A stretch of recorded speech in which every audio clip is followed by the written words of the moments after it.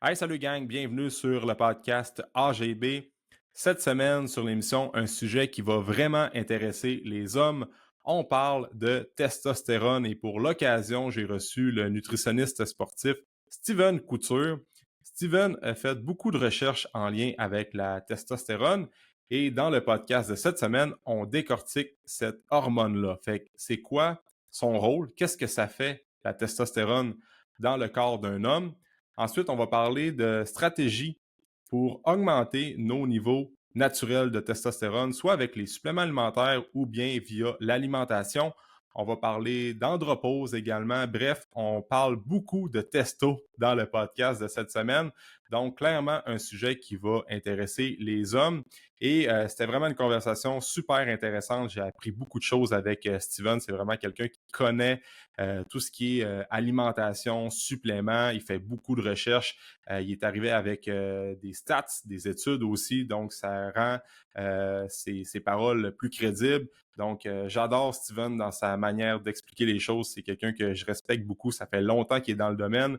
Bref, j'espère que tu vas apprécier la conversation que j'ai eue avec lui aujourd'hui. Je te souhaite une bonne écoute.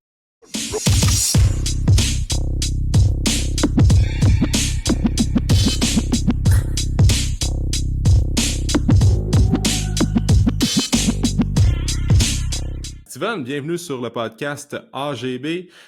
Tu es mieux connu sous le nom du nutritionniste sportif. Ça fait plus de 10 ans que tu runs le show dans la nutrition sportive au Québec. 11 ans, si je ne me trompe pas, que tu me disais? 11 ans, yes, 11 ans. Parfait. Puis, toi, tu as une clinique spécialisée en nutrition sportive qui est située à Québec. Puis moi, ça fait longtemps que je te suis sur les réseaux. J'adore ce que tu fais. Je trouve que tu donnes du bon contenu. Puis j'aimerais ça, avant de parler du sujet qu'on va parler aujourd'hui, qui est la testostérone, peux-tu m'expliquer ton parcours? Parce que tu as quand même fait plusieurs choses en lien avec l'entraînement, la santé, puis la nutrition. Fait que j'aimerais ça que tu me parles de ton background pour que les gens qui écoutent le podcast apprennent à te connaître. Puis après ça, d'où vient ton intérêt vers la nutrition? Pourquoi la nutrition sportive et tout ça? Fait que je te laisse aller, mon gars. Good. Explique-nous ton parcours. C'est parti. C'est sûr, comme tu as dit, dans le fond, je suis nutritionniste du sport depuis 11 ans. Donc, au tout début, quand j'ai commencé mes études, c'était en physiothérapie au cégep. Puis là, j'ai vu que peut-être que l'approche, c'est vraiment de manipuler les gens et tout ça, c'était pas nécessairement moi. Je sais pas pourquoi, est-ce que j'étais trop immature, tout ça.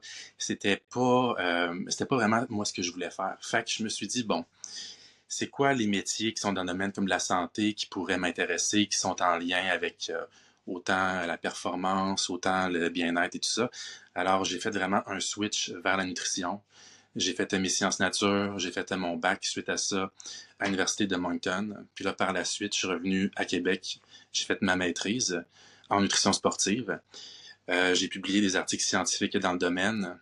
On a trois articles à notre actif qui sont vraiment en lien avec les connaissances des entraîneurs en nutrition, avec l'utilisation des suppléments des jeunes sportifs.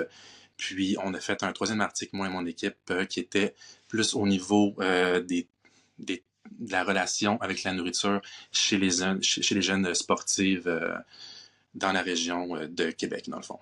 OK. Si ça t'intéresse, tu peux aller voir ces articles-là sur PubMed. Tu vas voir qu'en marquant mon nom, ça va sortir, dans le fond. Okay. Ça, c'est quand même cool, ça. Tu Fait que peux-tu me ça, faire une petite parenthèse, Steven, là, de c'est quoi qui ressort en quelques phrases vraiment résumées de tes 3 études? Tu sais, mettons la connaissance des entraîneurs en nutrition. Plus yes. là-dessus, je suis quand même curieux de. Ouais. En fait, on a fait l'étude dans les écoles secondaires et certains cégeps de la grande région de Québec. Et on a pu voir que le niveau de connaissance était relativement faible. Les entraîneurs avaient une moyenne de 68% là, sur le questionnaire qui était rempli en ligne à choix multiples d'environ 100 questions. Les questions touchaient les connaissances de base, c'était sur les macronutriments, sur les suppléments, sur la créatine, bêta-alanine et compagnie. Fait que ça venait englober les bases de la nutrition sportive. Fait qu'une moyenne de 68% pour tous les entraîneurs. C'est ça. Fait que l'objectif, c'était par la suite d'aller peut-être faire des formations spécifiques pour mieux les former puis les encadrer pour que les recommandations envers les athlètes, c'était beaucoup les sports-études, là, soient plus adaptées à la situation des jeunes sportifs. Là. OK. C'est ce qu'on a pu retenir. Puis l'autre étude qui était, comme j'ai dit, chez les jeunes sportives, qui étaient dans les sports de gymnastique, plus c'était les sports plus esthétiques, là. On a vu qu'il y avait une prévalence là, peut-être de troubles alimentaires ou de, disons, il y avait une obsession un petit peu face à la nourriture et face à avoir un poids relativement faible sur la balance. OK. Fait que c'est un peu ça qu'on a pu voir. On a pu voir aussi C'est pas c'était quoi les surprenant. déterminants. Ouais, c'était quoi les déterminants qui allaient pousser ces jeunes filles-là, tous les facteurs qui allaient pousser ces jeunes femmes-là à adopter des comportements peut-être qui n'étaient pas très sains là, pour la santé. OK. Intéressant. Fait que ça, c'est le côté plus universitaire. Fait que, tu sais, moi, je suis quand même dans le domaine de l'entraînement depuis... je m'entraîne à chaque semaine depuis que j'ai 17 ans. Fait que ça fait... c'est un secret, mais je suis à la mi-trentaine. OK. Mi-trentaine. Ça fait 18 ans que je m'entraîne. Puis à chaque semaine, fait que autant pour la santé, au début c'était plus fitness. Suite à ça, ça a divergé vers la longévité, puis le bien-être et tout ça. Et on va voir tantôt aussi pour l'optimisation de la testostérone. Okay. Ouais. Fait impliqué beaucoup dans le CrossFit depuis 2014. Initialement, ma clinique était dans un gym de CrossFit. Fait qu'on s'est fait beaucoup connaître durant les 5 premières années. On avait une clientèle qui était 70% CrossFit. Puis là, depuis finalement les 6 autres années qui ont suivi, c'est monsieur, dame, tout le monde. C'est la personne qui est motivée, qui bouge. Tu sais, comme je dis, dès que tu es motivé à vouloir changer, on est les personnes qui peuvent t'aider. Que tu t'entraînes une fois par semaine ou que tu es un athlète qui va aux Olympiques, on a les outils pour pouvoir t'aider. Fait que ça, c'est un peu comme ma philosophie de la clinique. Fait que maintenant, où je m'entraîne beaucoup, je touche un petit peu à tous les sports, puis on a une clientèle qui est super variée. Fait que c'est un peu ça, là, plus pour le côté personnel et professionnel. Nice. Puis le nutritionniste sportif sur Facebook, Instagram aussi. En fait, Facebook, je sais pas si c'est encore ça, votre nom. Oui, c'est le nutritionniste sportif. On a quand même beaucoup de followers. Ouais. On est très actif avant, puis aussi on a le Facebook de la clinique où est-ce qu'on est moins actif. Innovation, nutrition, sur Facebook. Ouais. Puis, évidemment, aujourd'hui, on va parler de testostérone, qui est une hormone assez intéressante, quand même assez complexe aussi comme n'importe quelle hormone. Puis, on va adresser vraiment plus la conversation pour les hommes. Il y a plein de sujets que je veux qu'on couvre ensemble là, pour comment optimiser naturellement notre niveau de testostérone. Après ça, d'expliquer aussi qu'est-ce qui se passe avec la testostérone chez l'homme en 2024. Puis on pourra rentrer un petit peu plus loin dans des recommandations générales pour avoir un niveau de testostérone plus sain chez les hommes. Puis l'andropause aussi, que j'aimerais ça qu'on jase ensemble. Fait que, si on rentre dans le sujet testo, parce que tu as beaucoup étudié ça, puis tu es en train de préparer, en fait, tu as terminé de préparer une formation en lien avec la testostérone. Qu'est-ce que tu remarques, puis pourquoi justement tu t'intéresses de plus en plus vers l'optimisation de la testostérone avec la clinique puis tout ça?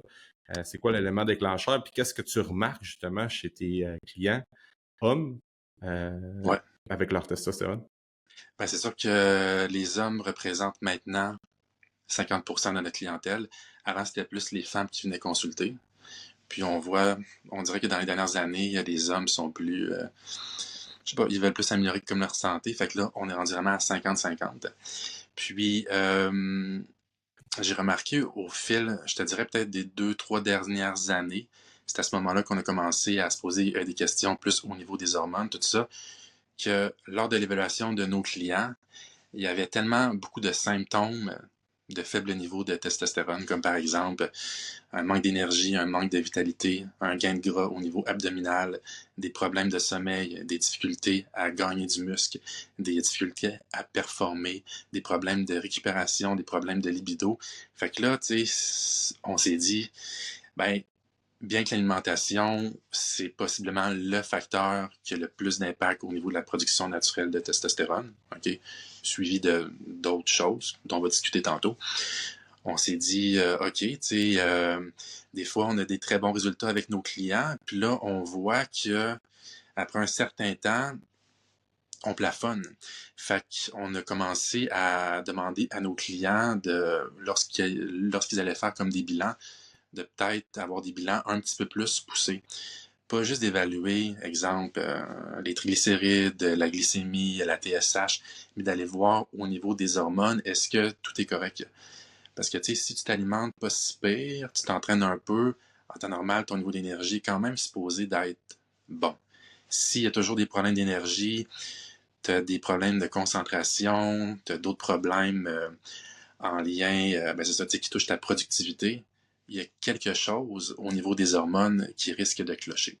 Et on a pu voir, moi je peux te dire que j'ai plusieurs clients qui amènent des bilans sanguins maintenant, puis je peux te dire que, écoute, j'ai rarement vu un bilan sanguin qui était optimal au point de vue des hormones, genre testostérone libre et d'autres molécules plus spécifiques qui sont en lien avec la testostérone puis le système hormonal chez l'homme. Donc, si on voit, je sais pas, si mettons je vois 5 bilans chaque semaine, ben écoute, il y a 4 bilans sur 5 qui sont loin d'être optimales. Et avec l'alimentation et certaines autres stratégies, on peut améliorer les niveaux de testostérone de façon quand même significative. Surtout si la personne, elle est quand même basse, disons-le. OK. Puis, comme on va parler de testostérone, toutes les molécules impliquées dans ça, tu as la testo libre. Ouais. Après ça, qu'est-ce que tu as d'autre Dans un premier temps, il y a la testostérone totale, qui est la total? testostérone qu'on a dans le corps. Suite à ça, tu as la testostérone libre, qui est celle qui va être active au niveau des récepteurs. Donc, testostérone libre, pour le développement, exemple, de la masse musculaire, pour ton énergie, tout ça, c'est sûrement celle-là qui est la plus importante. OK? Lorsqu'on a interviewé des urologues et d'autres spécialistes à travers le Mexique puis le Canada, ben, justement, ils nous contaient un peu des anecdotes, là. Ils nous disaient, je vois souvent des patients qui ont des niveaux de testostérone total qui sont adéquats, voire élevés, mais ils ont des symptômes. Ils ont des symptômes d'un manque de testostérone. Alors là, quand on pousse le bilan sanguin plus loin et on va évaluer la testostérone libre et une autre molécule qui s'appelle SHBG, ben ça, c'est une molécule qui empêche l'utilisation de la testostérone libre. Fait que quand on va voir ces bilans-là, là, ils nous mentionnaient que les SHBG étaient très, très élevés. Fait que c'était pour ça que la testostérone n'était pas active. Bien qu'il y en ait beaucoup dans le corps de la personne, elle est juste pas active. Fait que lui, il me disait, c'est quelqu'un qui est millionnaire, mais qui n'a pas la clé du coffre-fort pour aller prendre son argent. Alors, au niveau de l'alimentation, il y a quand même certaines choses qu'on peut faire pour diminuer les SHBG et que la testo libre soit plus active au niveau de nos récepteurs, de nos muscles. Il y a des stratégies qu'on peut faire. Qu'est-ce qui fait en sorte qu'une personne peut avoir un niveau de SHBG élevé? Est-ce qu'il y a une partie génétique dans ça? Évidemment qu'il va y avoir peut-être une partie habitude de vie en lien avec le stress, le sommeil, cortisol, ou bien on n'a pas d'évidence scientifique claire là-dessus? Plus, je te dirais, habitude de vie, manque de sommeil, la sédentarité. Ben finalement, c'est un peu tous les facteurs qui vont nuire à la production naturelle de testostérone.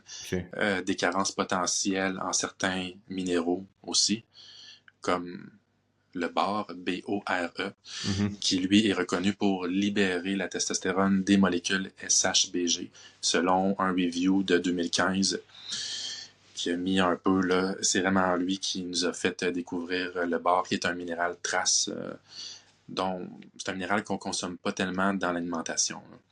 Donc, un ensemble de facteurs qui seraient responsables de ça. C'est dur d'aller cibler exactement c'est quoi. Comme dans n'importe quoi. Exact. C'est C'est ça. multifactoriel. Exactement. Exact. Exactement. Puis, tu sais, chaque individu est différent, puis chaque individu a des récepteurs aussi qui sont, qui sont différents pour les hormones sexuelles. Fait que, Fait qu'il y a une petite partie génétique là-dedans, mais c'est dur à dire comme à quelle proportion aussi, tu sais. On peut pas vraiment savoir, je pense. C'est Ouais. ça. Puis avec l'alimentation, c'est quoi les stratégies qu'on peut faire pour optimiser nos niveaux de testostérone? Euh, Ben, je te dirais que nous, dans nos évaluations, ce qu'on va aller comme regarder, je pense que la chose la plus simple dans un premier temps, c'est le sommeil. Là. oui, first Et thing le first, hein, sommeil, évidemment. on peut voir comme les études, les petits dormeurs, mettons, qui dormaient, selon des études, des nuits de 5 heures, avaient une diminution de la testostérone de 15-20% sur 7-8 jours, là, je me souviens bien. Donc, on peut dire que la même personne qui a un cycle de sommeil qui est adéquat, qui dort 8 heures versus 5 heures, son niveau de testostérone, la personne qui dort 8 heures va être vraiment, vraiment plus élevé. Donc, au quotidien, qu'est-ce que ça crée? Meilleure énergie, meilleure récupération, tu peux t'entraîner plus fort, tes signaux de faim sont plus adéquats, tu as moins de risques d'avoir des carences nutritives. Fait que déjà, tes niveaux de testostérone vont être plus élevés. Il y a comme une Mhm. genre de... C'est un peu effet boule de neige, hein? C'est quand ton Ben ouais. sommeil est optimisé. Alors, sommeil, oui, mais écoute, d'être actif. La sédentarité est quand même une des causes euh, de la baisse de testostérone. À chaque décennie, on le remarque, les moyennes de testostérone vont diminuer à cause que les gens sont plus sédentaires versus nos grands-parents. Euh, Peut-être qu'ils ont moins, ils font moins évidemment d'entraînement qu'avant. Ils ont un lifestyle qui est différent. Euh, Il y a aussi l'environnement général qui favorise le stress et l'augmentation du cortisol. À cause qu'on est stressé, on est toujours sous pression. Si le cortisol est élevé, c'est un peu l'antagoniste de la testostérone. Quand on a une production de cortisol qui est très élevée, la testostérone naturelle va être moins produite. Mm. Donc, il y a ça. On a aussi les perturbateurs endocriniens qui sont dans l'environnement. Le plus connu, évidemment, tout le monde a entendu parler du BPA qui était contenu dans les bouteilles de plastique. Maintenant, on voit des bouteilles sans BPA, tout ça, mais il y a encore des repas euh, faits par des compagnies ou des traiteurs qui sont dans des plats de plastique que les gens vont faire réchauffer. Ben, de manger des plats réchauffés à chaque jour durant des années, le BPA est un petit peu, c'est quelque chose qui va simuler l'estrogène. Ça simule un peu comme des hormones. Fait que nous, on les ingère par la suite. Donc, on croit que c'est pour ça là, Mm. que les niveaux, à chaque décennie, vont baisser. Il y a aussi des perturbateurs dans les produits cosmétiques, le Ouais. parabène qui est connu, tout ça. Donc, il peut avoir une absorption dermale par la peau aussi. Mm. Est-ce que c'est majeur pour la plupart des gens? Est-ce que c'est un facteur majeur? Là, c'est dur à dire.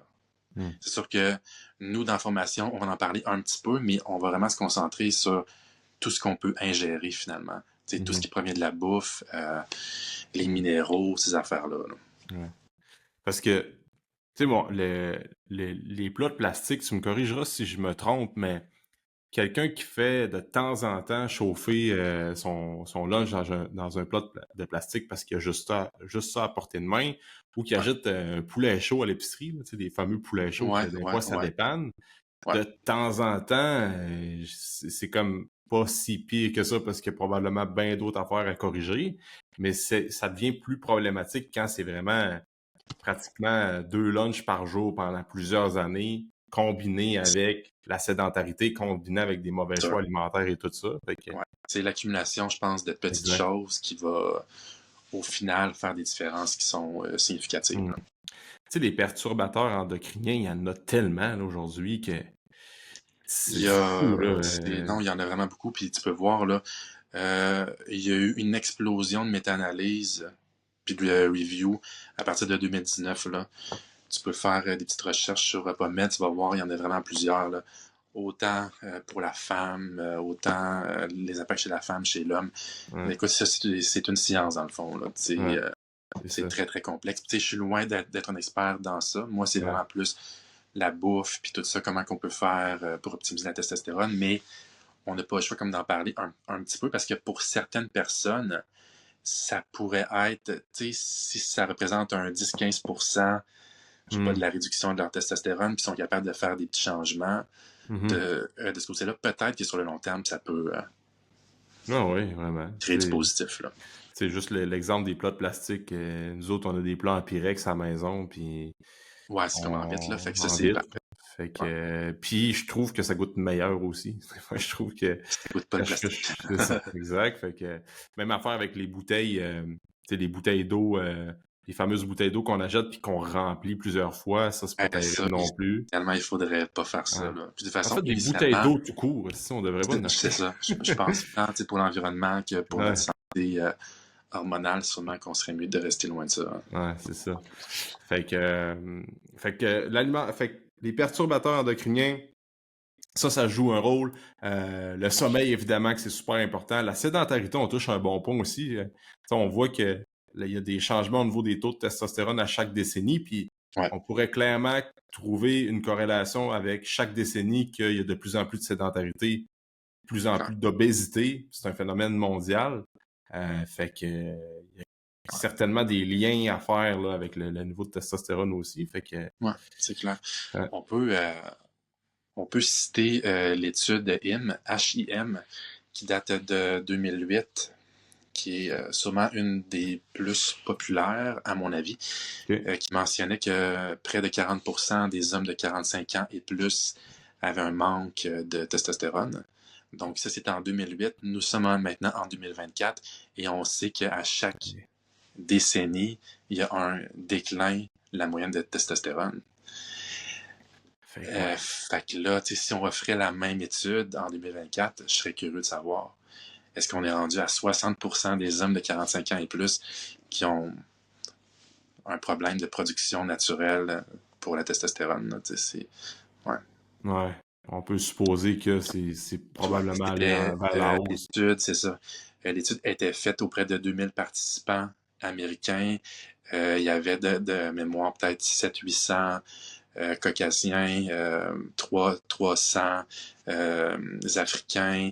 Il y avait des Chinois aussi. Fait que, c'était quand même représentatif un peu de l'Amérique du Nord, là, tu sais. Mhm. Mm. Quand même, c'est ça. Ouais. Puis les niveaux de testostérone diminuent à chaque décennie comparativement à nos ancêtres, right? Ouais, exactement. Puis ça, on n'a pas de pourcentage précis. J'ai rien vu dans la littérature sur ça. Ouais. OK. OK. Puis on ne sait pas depuis quand, c'est sûr, ça fait pas peut-être pas des dizaines d'années Non, mais qui je pense que étudie. c'est ça. Je pense que depuis peut-être que l'environnement a changé. Tu sais, comme j'ai dit, on a plus d'agents stresseurs, on a le cortisol qui est au fond, on dort moins bien, Ouais. les métiers sont moins physiques. Ouais. C'est ça, là, tu sais. Puis c'est sûr, tu sais, que les problèmes de santé, peut-être que... Parce que, tu sais, quand les études sont faites, il y a aussi beaucoup de personnes qui ont des problèmes de santé connexes, là. Des Mhm. problèmes cardiaques, diabète et tout ça. Fait que là, c'est pas nécessairement 2000 hommes qui étaient en Ah pleine bon. santé, là. Ouais, c'est ça. Ça, c'est important, là. Ouais. C'est comme quand ils font des études sur la viande rouge, mais il y a des fumeurs là-dedans, puis il y a du monde qui ont C'est des ça. mauvaises habitudes de vie, puis après ça, on dit que la viande rouge cause le cancer, mais Exactement. comme tu dis, la viande rouge sur du monde qui fume un paquet Ouais. de top par jour. Non, non. T'as peut-être comprendre comment ça a été fait, là, fait que... Mais en tout cas, c'est quand même fou de penser que à chaque décennie, la testostérone chez l'homme diminue, puis ça va juste continuer à diminuer. Fait que c'est pour ça que c'est important de prendre des actions concrètes Exactement. Ouais. pour avoir un bon niveau, parce qu'on a des actions qu'on peut faire, nous, les hommes, sur notre niveau de testostérone de façon naturelle, Ouais. sans s'injecter De la 500, testostérone, 500 mg de testo par semaine, c'est là, ça. on Non, s'entend. Puis, tu sais, aussi, c'est qu'on veut éviter d'avoir comme, tu sais, il y a bien des hommes de 45, 50 ans, comme on voit dans l'étude, que t'es pas à bout d'âge, là, à 45, 50 ans, t'es encore physiquement exactement. capable de faire bien des affaires, encore sur le marché du travail, tu Ouais. veux profiter de la vie avec tes kids, tout ça. Fait que là, si tu baisses de vitalité, ta libido est affectée, Ouais. t'es de mauvaise humeur tout le temps, crime, tu perds des belles années de ta vie en tabarouette, là. Fait que, Exactement. Puis, tu sais, j'ai des exemples concrets là, que je peux te compter, autant qu'on a vu en clinique. Des personnes chez qui on a réussi à faire augmenter le niveau de testostérone, c'est sûrement de 30-40%, là, Mhm. parce que les niveaux étaient bas. Fait que c'est sûr que quand t'es bas, si quelqu'un est en andropause à 250 nanomol, ça c'est les valeurs US, mettons, qui est à genre à 6,5 ou 7 pour le Canada, puis on augmente sa testostérone de 50%, c'est comme plus facile. Parce que la personne, elle n'est pas élevée. Quelqu'un qui est très élevé, ben là, c'est plus difficile un peu. C'est là que c'est un défi. C'est là qu'on parle d'optimisation de la testostérone. Mais de se remonter à des niveaux corrects pour enlever les symptômes d'andropause, ça pourrait peut-être être plus facile un peu, tu sais, Mhm. que de vouloir les amener vers le plus élevé possible, finalement, là. Ouais. Ouais, parce que le corps, au final, il cherche il n'y a pas besoin, tu sais, le corps pour la longévité puis pour le bien-être, tout ça, d'aller chercher un. Ben, c'est sûr que plus tu vas avoir de testostérone, mettons, dans le contexte d'entraînement, Ouais, plus tu vas développer de la masse musculaire, plus tu vas être un peu plus en mode performance, ouais, prise de masse, tout ça, mais le ouais. corps humain, pour vivre longtemps, n'a pas besoin de ça, tu sais. Non, Fait c'est que ça. Mais il faut des vrai. niveaux qui sont optimales parce que on sait que Oui, quand même, à chaque année, tu sais, peut-être que le corps, lui, il y a un déclin qui risque de se effectivement. faire. Fait que, tu sais, c'est sûr Ouais. que, tu sais, si, mettons, nous, la personne, elle l'entretient, sa testostérone, puis ses niveaux sont élevés, ben, la personne ne sera jamais en andropause, là. Tu sais, dans le Ouais, c'est fond, ça, exact. là, si la personne de 45 ans est toujours dans la moyenne basse, Ouais, éventuellement, ses habitudes de vie ils effectivement. prennent le bord, sont moins bonnes. Là, oh, elle tombe en andropause de façon temporaire, elle se sent pas bien. Mhm. Puis là, tu sais, c'est que quand tu vis ça, tu n'as plus vraiment d'énergie pour t'entraîner, puis tout ça, là, tu sais, Mhm. Mhm. puis ta motivation est comme moins bonne aussi. Exact. Fait que c'est ça. Fait qu'idéalement, ben, tu sais, on veut l'optimiser le plus Ouais. possible de façon naturelle, que ce soit, ben, comme tu as dit, avec les habitudes, en corrigeant des carences nutritives avec des minéraux. Souvent, on peut voir que ça a un bon impact. Minéraux, tantôt, on a glissé un mot sur le bord, mais ça pourrait être aussi le zinc, qui est le minéral, qui est impliqué dans la plupart des processus hormonaux. C'est lui qui est le plus important. Des études chez les hommes âgés ont démontré que c'était des hommes qui étaient carencés en zinc, une supplémentation autour de 50-100 mg, ça remontait les niveaux de testostérone de façon quand même significative. De se bourrer de zinc, c'est pas la solution. Il faut Mhm. juste que nos niveaux soient optimaux. Euh, Même chose pour la vitamine D. Vitamine D, il faut être optimal. D'en prendre plus, sûrement que ça n'a pas de bénéfice tant que ça, ok? Mais d'être vraiment à avoir des doses dans la moyenne et dans la moyenne haute, ça peut aider. On peut voir, quand on regarde des schémas de comment la vitamine D fonctionne, on peut voir qu'il y a des récepteurs de vitamine D dans les testicules. Fait qu'on peut peut-être supposer qu'il y a des mécanismes là, en lien avec vitamine D et hormones. C'est fou pareil. Plusieurs études sur le sujet, des méta-analyses assez récentes. Il y a de la controverse, mais assurément, quelqu'un qui manque de vitamine D, c'est impossible qu'il soit optimal pour sa testostérone. Ça, c'est Mhm. sûr. Mhm. Ouais. Ben, la vitamine D, c'est comme une vitamine qui se comporte comme une hormone au final, tu sais, fait C'est que une hormone. c'est ça. On peut dire que c'est ça, exactement. Exact. Ouais. Fait que c'est super important. Puis, tu sais, le magnésium dans tout ça, est-ce qu'il y a des études, des On, bienfaits? ouais, parce qu'on ne sait pas le mécanisme exact, là. Si le magnésium a un effet pour diminuer comme le cortisol, ça serait via la diminution du cortisol qui Ouais. pourrait avoir une augmentation de la production de testostérone.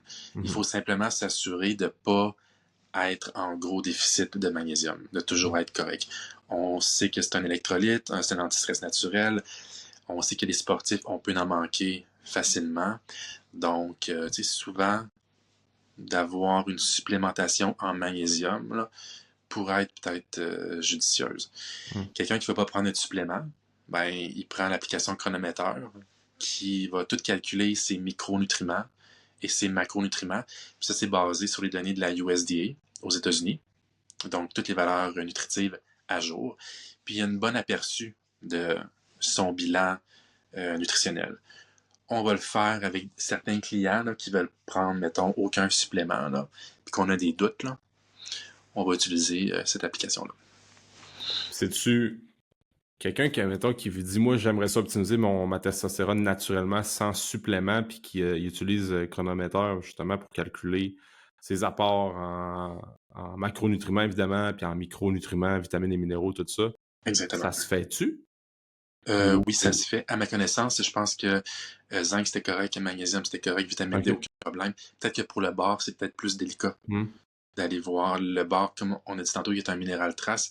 Peut-être plus difficile d'aller voir dans le chronomètre, là, est-ce qu'on est correct ou non. OK. Le bar en supplément, c'est des mini quantités, là, c'est infime. Là. On parle de genre 6 mg, là, entre 3 et 9 mg, là, c'est infime. OK. Là, on parle des minéraux et des vitamines, mais il y a aussi les gras insaturés. Principalement, on veut des mono-insaturés. Fait que si quelqu'un mange aucun gras, puis mange aucun gras saturé pour le cholestérol qui est impliqué dans la synthèse de la testostérone, il faut avoir un minimum de gras. Moi, je dirais autour de peut-être 25%, là, principalement du mono-insaturé avec un petit peu de saturé pour être sûr que notre production d'hormones soit satisfaisante. On peut le voir dans les études, là, alimentation plus riche en gras, on pourrait voir une tendance vers une augmentation de la testostérone. Puis, ça aussi, justement, il y a comme un effet avec la testostérone, puis l'insuline aussi, qui a Synthèse des protéines, je dirais. Plus de ouais, testo, augmentation de la synthèse des protéines et tout ça. Insuline, sûrement. fluctuation de la glycémie, ça doit pas aider Ouais, non plus, ouais, dans le ouais. fond. Parce que, tu sais, aussi, c'est sûr que plus quelqu'un va avoir un pourcentage de gras qui est élevé, cette personne-là, généralement, le cortisol est plus élevé. Tu as une conversion de la testostérone en bonne partie en estrogène. Puis à la base, quelqu'un qui est plus gras, peut-être que l'insuline, elle est moins bien Moins bonne gérée. sensibilité, Il peut-être. y a beaucoup d'éléments là, qui Ouais, rentrent dans la boucle là, présentement. Mais exact. c'est sûr qu'il faut, dans un premier temps, on disait qu'est-ce qu'il faut changer pour optimiser la testo. Ben, diminuer notre pourcentage de gras si on est très gras. Là. Exact. Okay? Sinon, plus on est gras, la même personne, plus elle est grasse, plus son niveau de testostérone est bas. Et plus la testo va être convertie en estrogène via l'aromatase, l'enzyme qui est la plus importante selon moi. Okay? Fait que diminuer le pourcentage de gras ferait partie du processus pour améliorer la testostérone. Si on revient au gras avant d'aller dans le pourcentage de gras, parce que ça, on touche un bon point, peux-tu me donner des sources de gras monoinsaturés qui sont intéressants pour les gens qui disent, ouais, les gras, OK, lequel que je devrais Ouais, consommer pour on va m'aider avec aller là, ma production hormonale? mettons, mes deux préférés, avocat et noix du Brésil. Ah ouais? Saturé, un petit peu de gras saturé en provenance jaune d'œuf, chocolat noir. Fait que c'est un peu les 4 sources de gras que j'aime bien puis qu'on intègre dans l'alimentation de nos clients là, qui veulent rester peut-être loin de certains suppléments parce que dans les noix de Brésil, il y a des choses intéressantes comme le sélénium aussi, puis d'autres minéraux traces aussi là, qui sont importants. Fait que, les 4 sources de gras, selon moi, ce serait celle-là. C'est bon, des noix du Brésil en plus. Ouais, exact. Ouais. Moi, j'aime bien ça. Parfait. Puis après ça, ben, avec le pourcentage de gras, c'est sûr que quelqu'un qui va avoir un pourcentage de gras chez l'homme, on avait déjà parlé ensemble entre le 10-15%. Ben évidemment qu'il va avoir toujours des exceptions à la règle parce que il y a des gens qui sont métaboliquement très en forme, même qui ont un léger surplus de masse adipeuse. Là, c'est pas Ouais. la majorité, mais il y en a qui sont pas dans le range du 10-15%, mettons, Non, c'est sûr. on se fie à la Charles Poliquin, là, Non, non, c'est sûr. mais qui sont en bonne santé et qui ont des bilans hormonaux quand même très sains. Ouais. Sauf que moi, ce que je remarque, puis peut-être toi aussi, c'est pas tant beaucoup que ça. Il y a beaucoup de Non. gens qui sont en surplus de poids parce qu'ils mangent mal, ils bougent pas, ils ont pas des bonnes habitudes de vie. On s'entend, là. C'est pas la Exactement. majorité. Exact. Fait que, tu sais, toute avenue que tu vas entreprendre pour diminuer ton pourcentage de gras, elle va être positive à court terme. Parce que, tu sais, si tu passes de, je sais pas, de 25% à 15%, c'est sûr. Puis si, mettons, c'est fait correct, c'est sûr que tes niveaux de testostérone vont être optimisés. Là, par la suite, il faut jouer sur des détails. S'assurer que tu ne sois pas carencé, s'assurer que tes ratios dans tes macros soient optimisés. C'est là que ça devient peut-être plus important. Là. Parce qu'en bout de ligne, la première chose, si tu es très gras, c'est de diminuer ton pourcentage de gras puis de bien dormir. Là, c'est sûr que tu as un impact positif. Par la suite, là, ça vaut la peine d'aller jouer sur des petits détails pour justement qu'on optimise le processus. Ouais. Puis 10 à 15% pour toi, ça fait du sens? Oui, je pense que de jamais être dans les extrêmes, c'est la clé, ça. Ouais. Si tu es trop bas, ben, sûrement que tu es en déficit assez sérieux en termes de calories. Tu risques d'avoir des déficits en certains micronutriments. Tu risques de peut-être trop t'entraîner. Ton cortisol peut être trop élevé. Fait que quand on penche vers des extrêmes, c'est jamais la bonne solution. À l'inverse, si tu es trop élevé, ben, c'est à cause que peut-être que tu t'entraînes pas assez, peut-être que tu as un surplus calorique. Fait que, tu vois, fait que, selon moi, 10 à 15, c'est quelque chose qu'on peut maintenir sur le long terme, qui est raisonnable, puis on n'est pas dans les extrêmes. Puis, ouais, puis pour avoir fait de la compé de bodybuilding, puis l'avoir testé avec des clients, quand t'es très très bas en pourcentage de gras naturel, là, on s'entend, c'est pas là que t'as la grosse vitalité de fou, là, puis Non. c'est pas là que t'as la libido dans le tapis. Non. Puis même quand t'es en surplus calorique, puis t'es trop gras, là, moi j'ai déjà été plus pesant, là, sans être à 30%, mais j'étais comme, ouais, je suis pas tant... La libido, c'était tel que tel dans mon cas, mais la vitalité, l'énergie, tout ce qui était de... J'étais pas tant énergique versus quand je suis dans le sweet spot, là, 11, 10%, 9% dans mon cas, là, c'est parfait, tu sais. Ouais. Fait que c'est sûrement en lien avec la testostérone. Exact. Au gras, t'as converti en Exact. estrogène. Ouais. Si t'en as pas assez, ben c'est à cause que t'as un déficit calorique prolongé qui va la faire chuter. Donc, on le voit, là, les athlètes de fitness naturel qui sont clean, là, qui prennent pas de testostérone, ben, t'as un déclin, là, de la testostérone en période de pré-compétition. Là, évidemment, puis t'as le stress par-dessus tout ça avec la compé qui s'en vient ou bien l'événement sportif, fait que ça joue, là. Ça on joue. retient ne jamais être dans les extrêmes si on veut être optimal. Là. Ouais. Quelqu'un qui dit que, bon, il y a peut-être pas mal de monde qui écoute ça en ce moment qui dit, ouais, peut-être que je suis un peu trop haut en pourcentage de gras. Si t'es trop bas en pourcentage de gras, ben la bonne nouvelle, c'est comme mange un peu plus de carbs, là, puis mange un peu plus de calories de façon générale, tu vas peut-être te retrouver à un niveau sain, mais qu'il y a beaucoup de monde qui sont probablement en surplus en termes de masse adipeuse. Fait que le déficit calorique qu'on veut créer, c'est pas trop drastique, évidemment, parce que on veut que ça se fasse smooth. Combien de façon générale, on s'entend, que les gens pourraient faire une restriction calorique, mettons, pour baisser vers quelqu'un qui dit, ben moi, je mange un peu trop, là, fait que je vais couper graduellement mon apport calorique pour aller trouver un 15, 16, 17% de gras, mettons, là, pour commencer. As-tu des grandes lignes, des grandes suggestions? On peut commencer avec un 10-15% en s'entraînant de façon quand même intense. Puis tout ça. Puis de toute façon, quand on atteint le pourcentage de gras désiré, rien n'empêche de remonter légèrement pour faire un peu de maintenance. Hein, idéalement, c'est ça. Là, le but, c'est pas toujours d'être en déficit calorique. Là, c'est de se maintenir en ayant nos besoins partiellement comblés ou en très léger déficit. Là, pour être sûr que tout est correct. Là. Que non, j'irais tranquillement. Un 300 calories, 400 calories, tout dépendamment de la personne mange combien puis c'est quoi son pourcentage de gras. Là, parce que la personne qui est à 30%, ben là, sans nécessairement que ce soit rapide, ben elle, plus elle va sortir de là, puis moins il va y avoir de conversion de la testo en estrogène. Là. Et à ce moment-là, c'est de baisser le plus rapidement possible, mais tout en restant sain et tout ça. Exact. Là, il va y avoir aussi le facteur de la motivation. Si ça bouge très, très, très lentement, puis là, la personne est là, ouais, mais ça bouge pas tant. Peut-être que la motivation est comme moins là aussi pour persister dans la démarche. Là, puis s'assurer que dans le processus, on track notre pourcentage de gras pour être sûr que on préserve le plus de muscle possible. Parce que là, on parle de diminuer le pourcentage de gras. On Ouais. parle pas de perdre 5 livres de muscle puis 5 livres de gras. Là. Ouais, c'est ça. Au C'est ça final, qui tu arrive. reviens quasiment avec la même C'est ça. composition corporelle. Il faudrait surveiller quand même, ben beau le déficit calorique, là, mais il faut surveiller les protéines puis s'assurer que l'entraînement en résistance soit de la partie. Ouais, bon point ça.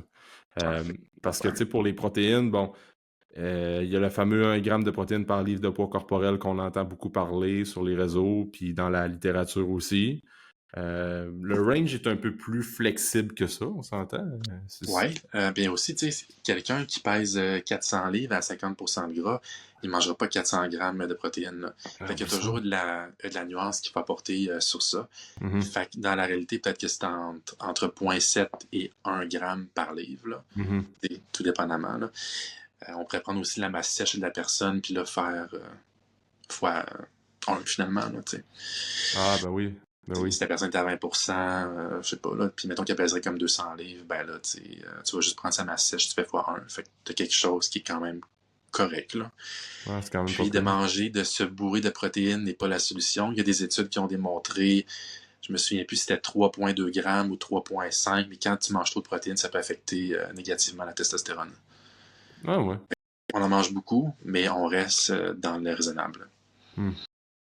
Ouais, puis tu sais, je te dirais que pour la majorité des gens qui écoutent le podcast, là, quand tu vas aller taper 1 gramme de protéines par livre de poids corporel à chaque jour, mettons un homme de 200 livres, là, ben c'est faisable, là, tu sais, Ouais, on s'entend, mais faut que tu lâches la patate, là, c'est quand même, il y a des journées, des fois que ça va vite, t'as pas le temps de rentrer tous tes ouais, repas, fait que c'est déjà super bon de faire ça, puis peut-être augmenter un petit peu, mais là, après ça, ben, ça fait que les gens mangent trop de protes. Ben, des fois, ils l'assimilent pas super bien. Ils ont des inconforts côté digestion avec ça. Puis, tu sais, moi, dans mon livre à moi, c'est toujours qualité avec quantité, dans le sens que j'aime bien mieux que tu te focuses à aller chercher 1 gramme de protéines par livre de poids corporel, peut-être un 0,8, 0,9, mais ouais. aller chercher des bonnes sources de protéines, puis de qualité surtout. Tu sais, il y a des gens qui disent, moi, je prends 1,5 g de protéines par body weight, mais il ajoute de la viande de scrap un peu, Ouais, ouais, ouais. comme des saucisses de temps en temps, c'est bien bon, là, mais là, Ouais, si tu vas combler tes protéines avec des ouais. saucisses puis du pastrami, c'est pas mieux. Ouais, ouais, non, non, non, c'est sûr. Parce que là, il y a d'autres éléments qui vont suivre avec ça. Là. C'est ça. Fait que c'est sûr que là, tu vas créer comme ton surplus calorique, puis on va avoir un petit problème. Fait que tu sais, c'est de respecter nos besoins caloriques, d'avoir des protéines qui sont optimisées, d'avoir un 25% de gras, principalement monoinsaturé avec un peu de saturé. Puis le reste, pas compliqué. Le reste, c'est tes glucides. Mm. Tu sais, en gros, c'est un peu ça. Mm. Euh, on a parlé des personnes, tu sais, que c'est important de faire de la muscu. À l'inverse, si quelqu'un ferait juste, mettons, des marathons, puis des ultra-marathons, puis des ultra-trails, la personne est tellement, tellement active que son cortisol est super élevé. Puis là, on a pu voir dans un review de 2023 que les niveaux de testostérone sont plus faibles chez ces personnes-là à cause que le cortisol est plus élevé, à cause qu'ils sont plus sujets à des carences en vitamines et en minéraux. Fait que c'est ça. Fait que quelqu'un qui s'embarque dans un protocole qui veut mettre toutes les chances de son côté pour optimiser la testostérone, c'est muscu plusieurs fois par semaine, assez lourd, puis du HIIT finalement. Donc des sprints, HIIT, peu importe la façon dont c'est fait, sprint, bike, vélo, peu importe. Mm.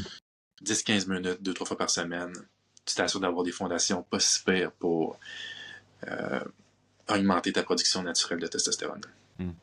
Puis l'entraînement muscu, évidemment, que c'est comme. Ouais, ouais. Moi, c'est mon dada, là, mais vraiment prioriser des mouvements polyarticulaires, des mouvements quand tu mets l'eau, tu vas. Ouais. Sans mettre du 1RM, on s'entend, là. Non, non, non, non, c'est ça. Mais tu sais, moi, ce que j'aime bien comme target de rep, euh, côté entraînement, c'est le 5 à 6 reps. Mettons un gars qui veut se mettre en shape, qui veut prendre la masse, qui veut prendre la force au travers de tout ça, qui veut avoir un certain une bonne shape. Là. Tu sais, tu vas être gros code Ouais, fort, comme Stéphane Cazot dit bien. C'est les reps, le nombre de reps, la moyenne des reps que tu vas faire dans un lifetime d'entraînement, c'est 6. Là, ils vont dire 5, là, des fois. Christian Thibodeau aime bien ça dire 5, mais si tu fais une moyenne, c'est du 5 à 6 reps, mettons. Fait que des fois, tu vas avoir du 8 à 10, des fois, tu vas avoir du 2 à 4. Mais en moyenne, dans une année, dans une programmation d'entraînement, je trouve que ça fait bien du sens, puis j'adhère à ça.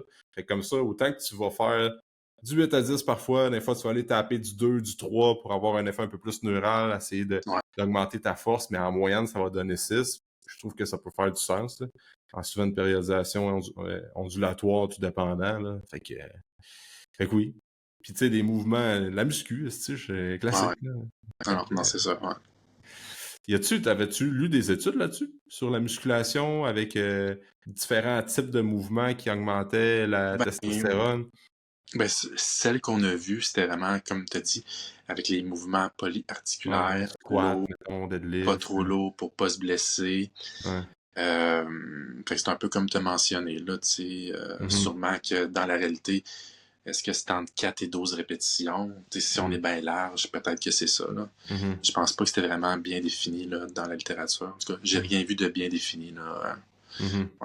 Mais ils ont mentionné aussi, des études qui ont été faites chez le CrossFit. Encore une fois, il y a du HIIT dans le CrossFit. Ouais. Là, La force aussi. les WOD étaient pas... J'ai pas checké toutes les WOD en détail, là. Mais il y avait-tu leur haltéro? Suite à ça, il y avait des WOD. Quand tu fais du CrossFit puis tu pars de rien, ben la testo monte aussi. Ça combine un peu tout, là. Est-ce que c'est l'équivalent que quelqu'un qui fait du HIIT 2-3 par semaine puis ça muscule lourd? Peut-être, là. C'est... Fait que quelqu'un qui fait beaucoup de courses à pied de longue distance, puis qui n'a pas une énorme masse musculaire parce que son sport va lui demander de faire des 42 kilos ou même des ultra-trails avec, des fois, ça monte à 80, 100 kilos. Là. Vu que c'est un énorme volume d'entraînement, le cortisol est élevé, ça va affecter la testostérone. Fait qu'évidemment qu'il va y avoir des stratégies à faire pour ces gens-là qu'on va explorer. C'est sûr. Bon, une certaine supplémentation. C'est sûr. Quoi. C'est sûr. Pour être sûr qu'il n'y ait aucune carence nutritive, vitamines, minéraux, avoir suffisamment de gras monoinsaturés, un peu de saturé. On sait que les personnes qui font de l'ultra-endurance mangent beaucoup de glucides de façon générale. Donc, de ne pas oublier les gras, comme j'ai mentionné. Acide prot pour préserver la masse sèche le plus possible aussi. Fait qu'il y a des stratégies, mais c'est sûr qu'on ne pourra jamais être optimal parce que leur démarche, c'est pour être endurant, c'est pour faire des événements, tout ça, et non nécessairement pour, dans une optique d'optimiser la testostérone le plus possible naturellement ou sortir de l'andropause. Là. C'est des objectifs qui sont différents. Là. Oui, puis c'est quand même un extrême, on s'entend. Comme on disait tantôt, le corps n'aime pas l'extrême. Exactement. C'est ça qui est touché des fois. Il y a un gros trend avec la course, puis le monde court. Je sais pas si tu le remarques peut-être en clinique ou. Mais le monde court vraiment plus. Peut-être que moi, j'ai commencé à courir aussi cette année, je cours plus, je m'intéresse plus à ça. Fait qu'évidemment que dans mon feed d'Instagram, peut-être que de quoi, là, mais je cours pas des 30 kilos. Là. Je cours en moyenne 8 à 10 kilos de la run. Là. Mais bref, ce que je veux dire avec ça, c'est que dans la société ou dans la culture, quelqu'un qui va courir un 42 km ou un 80 km, c'est comme « Oh, il est en forme, il fait de la longue distance, il fait de l'endurance. » Mais il faut quand même dire que c'est un extrême. Puis ça peut causer certains dommages, certains stress oxydatifs aussi au niveau du corps. Mais dans la culture, quelqu'un qui fait qui est un bodybuilder, qui pousse la machine, puis que c'est un autre extrême, mais ça, c'est moins bien vu parce que, bon, il y a toute la culture des produits anabolisants là-dedans, puis la masse musculaire, puis ils poussent à l'extrême, mais il faut garder en tête que des fois, les gens qui font des 120 kilos, des 160, c'est pas plus santé que le bodybuilder. Là. C'est ça, exactement. Enlève les produits dans l'équation, là, mais quand même. Ouais. Okay. C'est ça, c'est de l'équilibre finalement.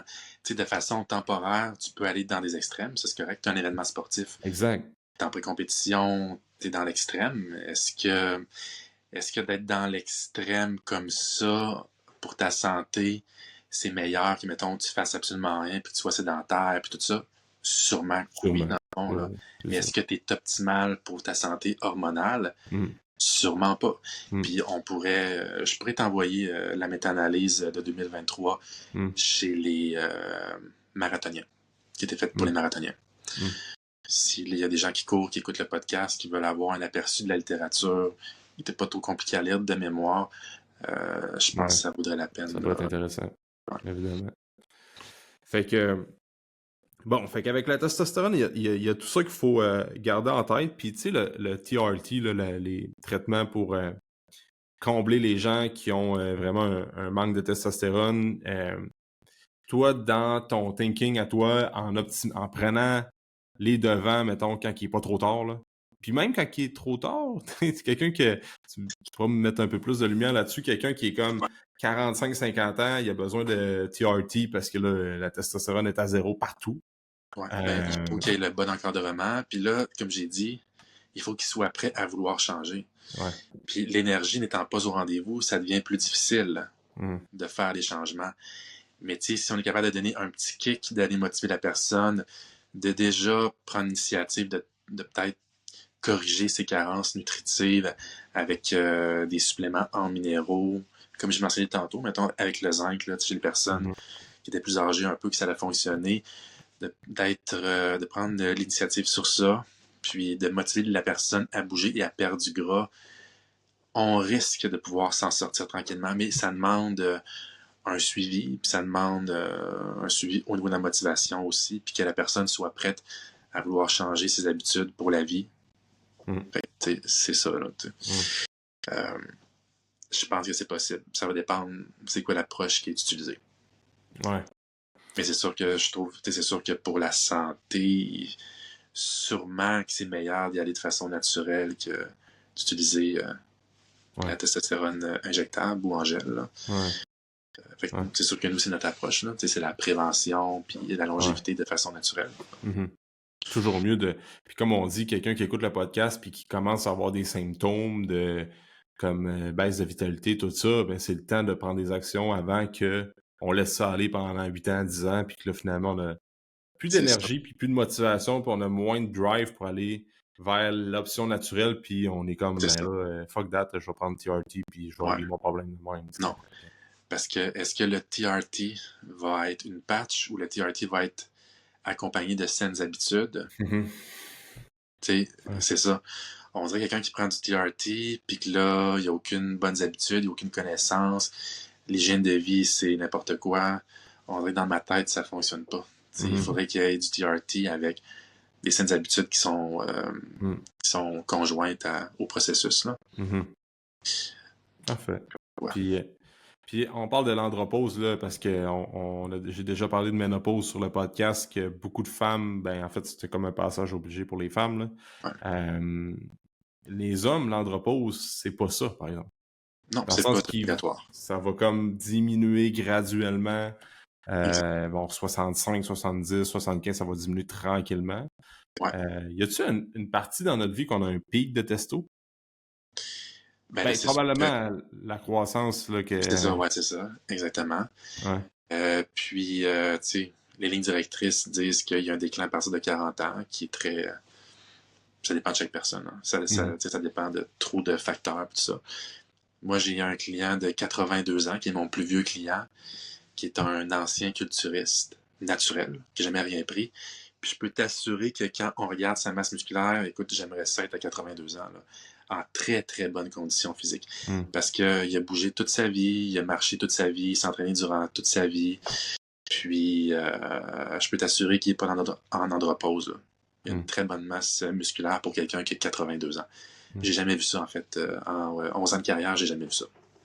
Quand même, hein? Puis dans sa bouffe, il y avait quand même plusieurs lacunes, parce que moi, je le suivais pour ça, fait que j'ai vu plusieurs lacunes quand même. Fait que je me dis, wow, imagine s'il avait été optimisé, là, ça serait un phénomène. On travaille sur ça présentement. Ça doit être quand même challengeant à changer des habitudes de vie d'une personne de 82, tu sais, qui a quand même beaucoup d'années de bouffe en arrière de la cravate, dans le sens que... Et d'expérience aussi en entraînement, puis en essais et erreurs, parce qu'il a fait comme la compétition naturelle de culturiste.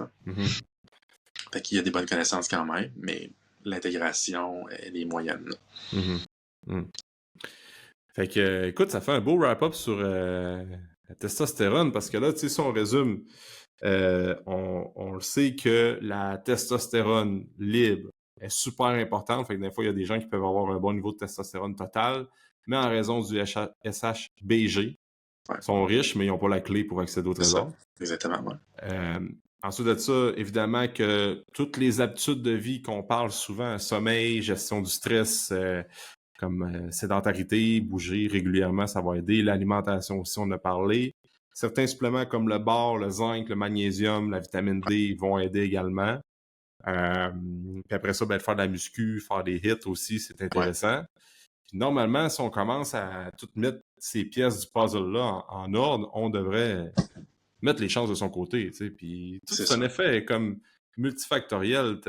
Tu manges mieux, tu as plus d'énergie, tu sais, c'est comme... Ouais. C'est ça. Faut que toutes les pièces du puzzle se rejoignent ensemble. Yes, exactement.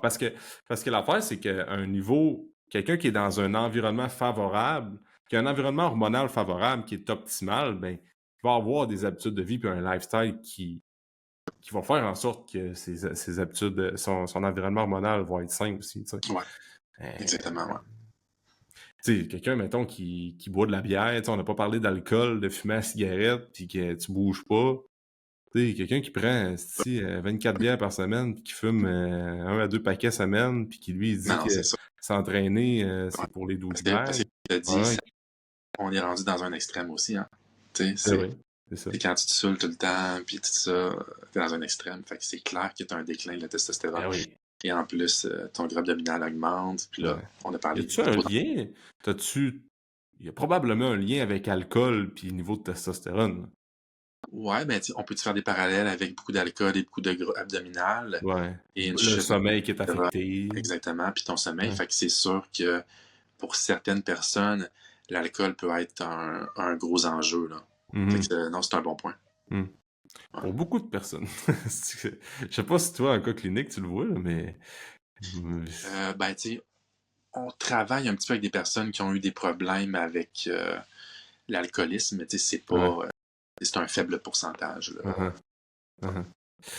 Fait que, ouais, c'est ça. Puis il y a une différence en prendre un verre de vin le vendredi soir avec ton chum ou ta blonde en modération. Tu prends un vin qui n'a pas trop de sucre dedans. Ouais, ah non, c'est sûr. Tu t'hydrates au travers de tout ça. Tu manges un bon repas versus Ça. 2 bouteilles à chaque jeudi Ouais, soir non, puis c'est ça. vendredi soir.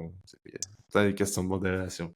Ouais. Fait que ça fait le tour, Steven. Là, t'avais ton. Bon, parle-nous de la formation qui s'en vient, Yes. euh, que tu as En terminée fait, récemment aussi. ouais, on est vraiment sur le point de la terminer là. Mhm. C'est une formation avec où est-ce qu'on a interviewé 2 urologues qui est faite par moi en bonne partie avec mon ami médecin, où est-ce qu'on va aborder les stratégies nutritionnelles, les suppléments qui peuvent être utilisés potentiellement pour augmenter naturellement la production de testostérone, pour diminuer les SHBG, c'est quoi les aliments clés aussi, c'est quoi les stratégies pour le sommeil, des lignes directrices pour l'entraînement qu'on a parlé tantôt, un muscu, HIIT, des cas cliniques, aussi un plan d'action sur 30 jours. Qu'est-ce qu'on ferait, nous, si on avait 30 jours pour tout mettre Ok. les chances de notre côté afin d'optimiser notre production naturelle de testostérone? Intéressant. Ça, c'est par chapitre. Donc, les personnes vont suivre des modules et des chapitres. Puis, selon moi, c'est quand même une des formations qui va être les plus complètes et basée sur la science parce que tout le contenu est basé, je te dirais, à 70-80% sur des méta-analyses et reviews de 2020 et plus. Hmm. Donc, des études uniques. Mettons que, je sais pas, le miel augmente la testostérone chez les personnes obèses. Peut-être que je vais en parler un petit peu, mais je ne mettrai pas l'emphase sur ça. Parce que Hmm. c'est vrai qu'il y a un composant dans le miel qui augmentait la testostérone chez les personnes obèses et chez les singes, mais ça, des affaires qu'on ne parlera pas vraiment à cause que c'est pas nécessairement actuellement, ça n'a pas trop d'impact selon moi. Hmm. On va parler un petit peu des perturbateurs endocriniens, des stratégies pour le sommeil, car on sait que le sommeil est important, Ouais. comme on a dit tantôt. Fait qu'on refait vraiment 10-12 modules où est-ce qu'on repasse tous les éléments qui sont importants pour nous. Puis, on va tenter de la mettre à jour dès qu'il y a des nouvelles études qui sont significatives à nos yeux. On va tenter de mettre l'information à jour. D'après moi, elle va être disponible pour pas le Black Friday, ouais, c'est ça. Ok. Officiellement sur notre site de formation Podia. Puis les personnes qui commandent, on va l'annoncer, mais il va y avoir un code pour les personnes de ta communauté Yep. podcast. Nice. Donc, ça va être, on va mettre le code AGB10. Ok. Il va y avoir 10%. Nice. Puis c'est sûr que le prix initial va être plus bas Ok. que le vrai. OK? Donc, le prix initial ne sera pas tellement cher, mais suite à ça, vu que le contenu de la formation va augmenter à chaque 3-4 mois, c'est clair que ça va Ok. monter. Vous n'avez pas de prix de fixé encore pour le moment. Seulement pour le lancement, seulement 99. Oh shit, ok. Pour Ouais, le ouais. lancement lors du Black Friday. Ouais, qui va être un petit peu peut-être avant, tu sais, dans une pré-vente. Seulement 99, mais c'est sûr, ça vaut pas ça, là. Non, 12 modules? Je peux t'assurer que le vrai prix va être peut-être pas mal plus cher que ça, mais pour 12 2, modules? 3 fois, 4 fois plus cher, tout dépendamment le contenu qu'on va rajouter. Ouais, là. c'est ça. Ouais. Parce que comme tu dis, tu as 12 modules. Il y a 12 modules, Ouais, puis on met quand même la plupart de nos références, comme j'ai dit, méta-analyse et review. Donc, de repasser ça, ça prend du temps. Tu as ton plan d'action qui est fait en partie par moi, puis par mon ami médecin. Ça vaut la peine. Les suppléments, qu'est-ce qu'on doit prendre, qu'est-ce qui peut nous aider en fonction de notre situation. Des éléments aussi sur le pourcentage de gras, puis des choses comme ça. Là. Ça vaut la peine parce que pour 90$ plus taxes-ish, 99$, mais si tu as le 10%, ça, ouais.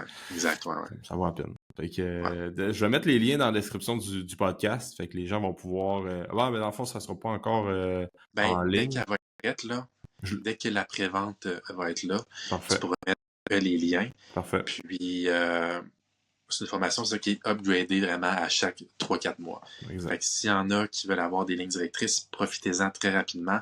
Parce que suite à ça, c'est clair que le prix monte de quand même beaucoup. Là. Parfait. Fait que on va parler de ça sur les réseaux. Je vais mettre ça dans la description du podcast. Fait que super intéressant. Les gens vont pouvoir aller voir ça. Tout est en ligne, puis les gens font ça à leur rythme, j'imagine. Ouais, tu pèses ça, écouter comme la vidéo, puis ça se complète, tu changes de module et tout ça. J'adore ça. Bon, mais c'est super, Steven. On a fait le tour un beau wrap-up de comment optimiser naturellement notre niveau de testostérone. Merci d'avoir été sur le podcast. Ça fait plaisir. Yes, ça fait plaisir. Puis où est-ce que les gens peuvent te suivre là, si on fait un rappel sur les réseaux sociaux d'un coup que les gens veulent voir le lien là, de la formation sur... Exactement. C'est sûr que sur le site de la clinique innovation-nutrition.ca, ça va être là dans la section boutique, ça c'est sûr. Dès qu'officiellement elle va être disponible. Sur les réseaux sociaux, j'en ai parlé un petit peu. Donc, sur Instagram, nutritionniste sportif, sur la page Facebook aussi. Puis, s'il y en a qui veulent être dans le groupe privé de la clinique, de nos clients, sur le site de la clinique, il y a un bouton « Rejoindre le groupe privé ». Fait que c'est sûr que la première annonce concernant comme la formation va être dans ce groupe-là. Parfait. Fait que, on va tous avoir les liens à proximité. Donc, merci, Steven, pour ton temps. Puis, j'invite les gens à te suivre sur les réseaux, puis aller suivre ton contenu. Puis après ça, ils vont pouvoir prendre les devants avec toi, là, si jamais vous avez besoin d'un nutritionniste. Là, j'imagine que tu fais des consultations à distance et tout ça aussi. Fait que, cool. Fait que merci encore pour ton temps. Puis, les gens qui ont écouté l'épisode, on laisse un 5 étoiles Spotify, Apple. On s'abonne à la chaîne YouTube également. Puis nous autres, on va se dire dans un prochain épisode.